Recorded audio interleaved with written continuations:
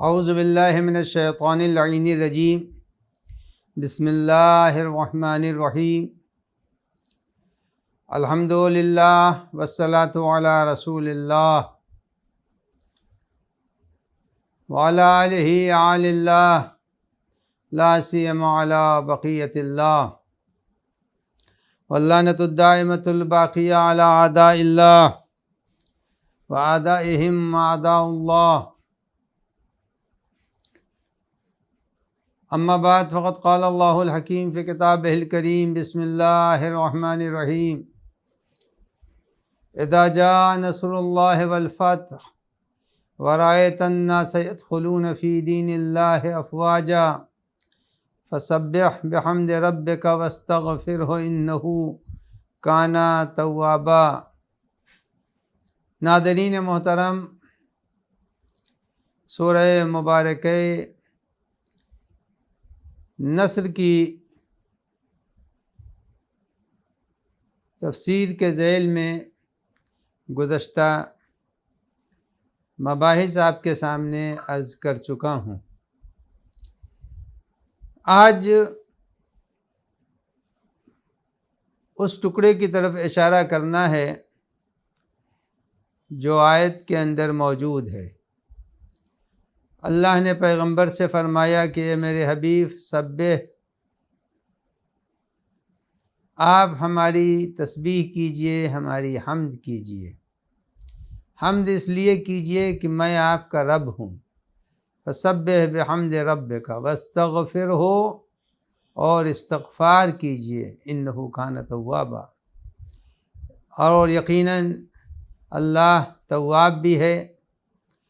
تو سب سے پہلی بات تسبیح کی تھی جس کی طرف اشارہ کر چکا ہوں، پھر حمد کی تھی جس کی طرف اشارہ کر چکا ہوں. آج اشارہ کرنا ہے کہ قرآن کی اس آیہ کریمہ میں لفظ رب استعمال ہوا ہے، اور یہ بات سبھی جانتے ہیں کہ رب کی لفظ قرآن مجید میں ایک دو بار نہیں آئی ہے، بلکہ 100 بار سے زیادہ کی لفظ رب قرآن مجید میں استعمال ہوئی ہے. بلکہ بعض لوگوں نے تو یہاں تک لکھا ہے کہ لفظ رب 900 بار استعمال ہوئی ہے قرآن مجید میں. بہرحال اب رب کے ذیل میں کچھ باتیں آپ کی خدمت میں عرض کر دوں اپنے ناظرین کے سامنے. تو گفتگو یہاں سے شروع ہوگی کہ رب بھی اللہ کے ناموں میں سے ایک نام ہے. جیسے رحمان نام ہے، رحیم نام ہے، اللہ نام ہے، اسی طرح سے رب بھی اللہ کا نام ہے. اور جو سب سے پہلا سورہ ہے سورہ مبارکہ حمد، اس میں اللہ نے اللہ بھی استعمال کیا ہے، رحمان بھی استعمال کیا ہے، رحیم بھی استعمال کیا ہے، اور رب بھی استعمال کیا ہے. بسم اللہ الرحمن الرحیم میں اللہ نے اللہ، رحمان، رحیم، اور اس کے بعد جو سورہ شروع ہوتا ہے الحمدللہ رب العالمین، تو رب کی لفظ اللہ نے استعمال کی ہے. اور میں اپنے ناظرین کی خدمت میں یہ عرض کر دوں کہ اللہ کی 2 صفتیں ہیں. ایک صفت اللہ کی وہ ہے جس کو صفت ذاتی کہتے ہیں، صفت ذات، اور ایک اللہ کی وہ صفت ہے جس کو صفت فعل کہتے ہیں. بہرحال یہ علمی الفاظ ہیں، ان کو میں ہلکا کر کے پیش کر دوں. اللہ کی یہ 2 جو صفتیں ہیں، ان صفتوں کے معنی یہ ہوئے کہ کچھ چیزیں وہ ہیں جو اللہ کی ذات میں پائی جاتی ہیں، اس کی ذات سے اس کو الگ نہیں کیا جا سکتا. جس طرح سے گنے کے اندر مٹھاس ہے تو اس کے اندر یہ مٹھاس ذاتی ہے. یہ فقط ذہن کو قریب کرنے کے لیے بات میں کہہ رہا ہوں، ورنہ اس میں بھی بہت سی گفتگو کے رخ پائے جاتے ہیں. مثلاً ہر چیز میں چکنائی تیل سے ہوتی ہے، گھی سے ہوتی ہے، مکھن سے ہوتی ہے، لیکن خود تل کے اندر چکنائی ذاتی ہے. تو پروردگار عالم کے کچھ صفتیں وہ ہیں جو اس کی ذات سے وابستہ ہیں، مثلاً حی ہے، قیوم ہے، ازلی ہے، ابدی ہے، یہ وہ اللہ کی صفتیں ہیں جو صفتیں ذات کہی جاتی ہیں۔ لیکن کچھ چیزیں وہ ہیں جس کو اللہ کی صفت فعل کہتے ہیں۔ صفت فعل سے مراد یعنی اللہ نے جب کسی کو پیدا کیا، چاہے عالم نور میں پیدا کیا ہو یا عالم زر میں پیدا کیا ہو، خالق اس دن کہا جائے گا جب وہ کسی کو پیدا فرمائے گا۔ مثلاً اس وقت ہمارے بہت سے ناظرین ہیں جو اس وقت موجود تو ہیں لیکن ان کو ابھی شادی نہیں ہوئی ہے، لہذا باپ نہیں کہہ سکتے، لہذا انہیں شوہر نہیں کہہ سکتے ہیں۔ بہت سے ایسے ناظرین میرے اس وقت مجھے دیکھ رہے ہیں۔ تو شوہر اس وقت کہا جائے گا جب شادی ہو جائے گی، باپ اس وقت کہا جائے گا جب گود آباد ہو جائے گی۔ تو پروردگار عالم کے کچھ صفتیں وہ ہیں جو بعد میں اس کے لیے استعمال ہوتی ہیں، اس کی ذات سے اس کا ربط نہیں۔ مثلا خالق، مثلا رازق، تو جب کھانے والا کوئی ہوگا تب اس کو کہا جائے گا رزاق، جب اس کو کہا جائے گا رازق۔ جب اس نے کسی کو پیدا کر دیا عالم نور ہی میں صحیح، اگر اس نے پیدا کر دیا انوار محمد و آل محمد کو، تو کہا جائے گا خالق۔ تو اللہ کے یہ خالق ہے، رازق ہے، رزاق ہے، یہ وہ فعل ہیں اللہ کے جس کو کہتے ہیں صفت فعل۔ جب صفت فعل کہتے ہیں تو رب بھی اللہ کے صفات فعل میں شامل ہے، چونکہ رب کے معنی ہوتے ہیں انشاء شیئن حالن الی حالن الی حد الکمال، یعنی کسی چیز کو رفتہ رفتہ اس کی ترقی کے آخری حد تک پہنچا دینا۔ تو رب کے معنی یہ ہوتے ہیں کہ رفتہ رفتہ کسی چیز کو، دیکھیے ہر چیز کی ایک حد ہے، ایسا نہیں ہے کہ انسان کا قد بھی ایک حد رکھتا ہے، ایسا نہیں ہے کہ انسان کا قد درخت کے برابر ہو جائے ورنہ عجب نے عنق ہو جائے گا۔ انسان کی انگلیوں کی بھی ایک حد ہے، ہاتھ کی بھی ایک حد ہے کہ ہاتھ کتنے لمبے ہوں، تو ہر چیز کی ایک حد ہے۔ جب حد ہے تو رب کہتے ہیں اس ذات کو جو کسی چیز کو اس کے کمال کی آخری حد تک پہنچا دے، رب نام ہے اس کا۔ تو رب نام ہوا اس ذات کا، تو اللہ رب ہے۔ جب رب ہے تو اس نے ہر کائنات کی چیز کو ایک حد تک، ہاتھی کا قد اس نے، اونٹ کا قد ایک معین مدت اور ایک معین زمان اور ایک لمٹ کے اوپر ختم ہو جائے گا۔ ہاتھی کا قد، انسان کا قد، اسی طرح سے ہر چیز کی ایک حد اللہ نے معین کی ہے۔ تو رب کہتے ہیں اس ذات کو جو کسی چیز کو اس کے کمال تک پہنچانے میں معاون و مددگار ہو۔ انشاء شیئن حالن الی حالن الی حد الکمال، یہ ہوئی رب کی تعریف۔ تو رب اللہ کے صفات ذات میں سے نہیں ہے، بلکہ رب اللہ کی صفت فعل ہے۔ جب اللہ کی صفت فعل ہے رب، تو اب عزیزان گرامی معلوم یہ ہوا کہ رب کی معرفت ضروری ہے۔ جب تک کہ رب کی معرفت نہیں ہوگی اس وقت تک انسان اس کا نہ شکر کر سکتا ہے، نہ حمد کر سکتا ہے، نہ تسبیح کر سکتا ہے، کچھ بھی نہیں کرا۔ معرفت ہونا ضروری ہے۔ رب وہ ذات ہے جو انسان کو کمال تک پہنچا رہی ہے، چیزوں کو کمال تک پہنچا رہی ہے۔ اب اسی ایک لفظ رب سے ماں کے لیے کہا جاتا ہے ربۃ البیت،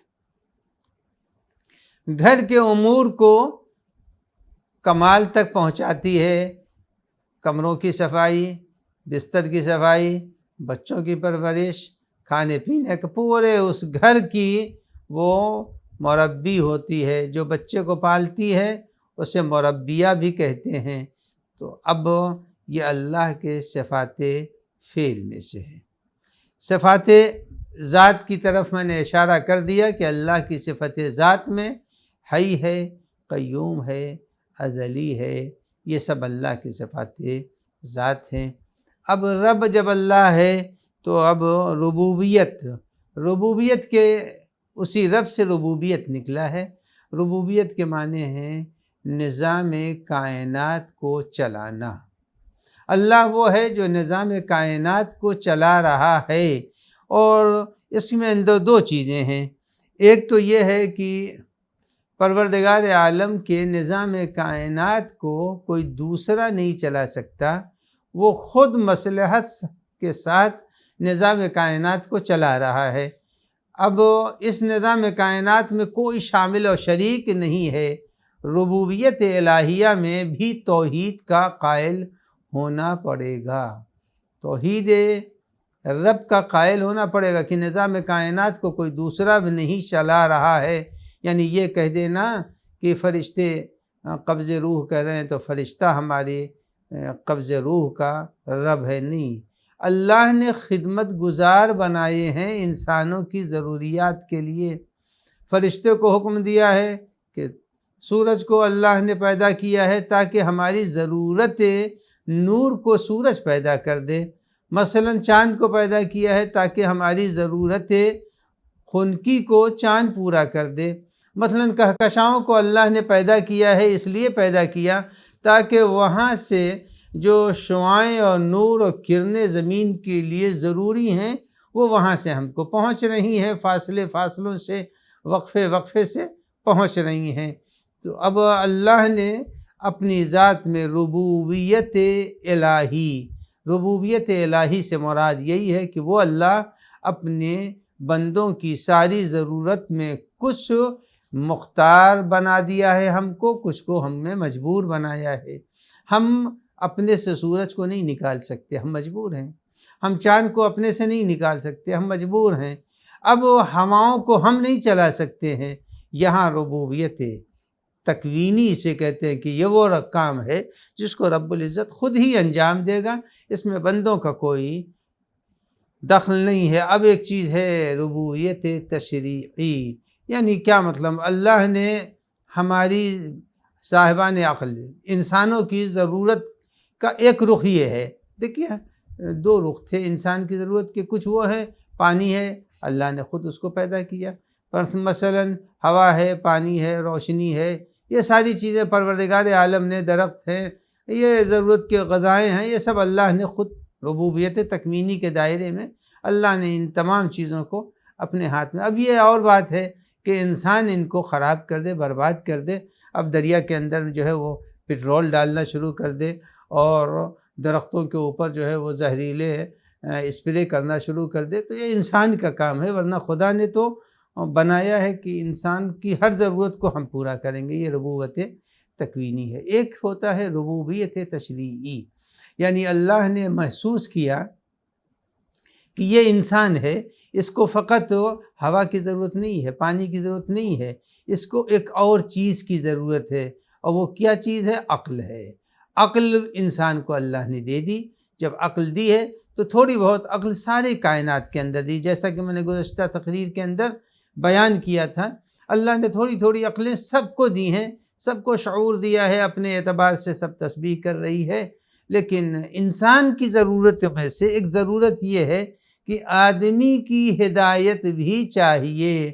تو ہدایت کیسے ہوگی؟ ہدایت اس کی ہوگی خود اس کے شعور اور عقل و وجدان و ضمیر و کانشس کے ذریعے سے اللہ نے انسان کو ہدایت دی ہے۔ اس کو کہتے ہیں عربی میں رسول باطن، یعنی اندر والا نبی۔ اندر والا جو نبی ہے یہ ہمارا خود کانشس ہے، ضمیر ہے، جو ہم کو اچھائیاں اور برائیاں بتاتا ہے۔ مثلا سردی لگتی ہے تو اب ہم خود بخود گرم کپڑوں کی طرف بڑھیں گے، گرمی لگے گی تو اے سی چلانے کی طرف خود ہم بڑھیں گے۔ ترشی کھائی ہے تو ہم کو اچھا نہیں لگے گا، کھٹائی کھائی ہے تو وہ ذائقہ نہیں ملے گا۔ لیکن اگر کہیں ہم نے کوئی میٹھی چیز کھائی ہے تو چہرے کا رنگ بنتا نہیں. لیمو بچے کو نچوڑ دیجئے، ایک قطرہ لیمو بچے کا ابھی پیدا ہوا 3 دن کا بچہ ہے، اس کو لیمو نچوڑ دیجئے خالی، فوراً منہ بنا لے گا. لیکن اگر اسے شہد چٹا دیجئے تو وہ چرخارے لینا شروع کر دے گا. تو معلوم ہوا کہ طبیعت میں اللہ نے شناخت رکھی ہے، طبیعت میں اللہ نے پہچان رکھی ہے کہ یہ تلخ ہے، یہ شیریں ہے، یہ اچھی ہے، یہ بری ہے. مطلب بچہ ہے یوں بڑھے گا لیکن جیسے ہی آگ کی طرف بڑھے گا تو کوشش یہ کرے گا وہ اسے پکڑ لے، جیسا کہ جناب موسیٰ کے لیے ہے. تو جناب موسیٰ نبی تھے، ان سے خطا عطا نہیں ہو سکتی، وہ مصلحت الہی تھی کہ آگ کی طرف انہوں نے ہاتھ کو بڑھایا اور پھر اس کے بعد کھینچ لیا، انگاروں کو اٹھا کے دہن میں رکھنا چاہا، وہ مصلحت الہی. بچہ اگر ہے تو بچہ خود بخود آگ کی طرف بڑھا تو بڑھے گا، لیکن جیسے ہی اس کا ہاتھ جلے گا فوراً وہ اپنے ہاتھ کو وہاں سے ہٹا لے گا. تو معلوم یہ ہوا کہ یہ اندر اس کے شناخت اللہ نے رکھی ہے کہ گرم چیزوں پر ہاتھ نہیں رکھا جاتا.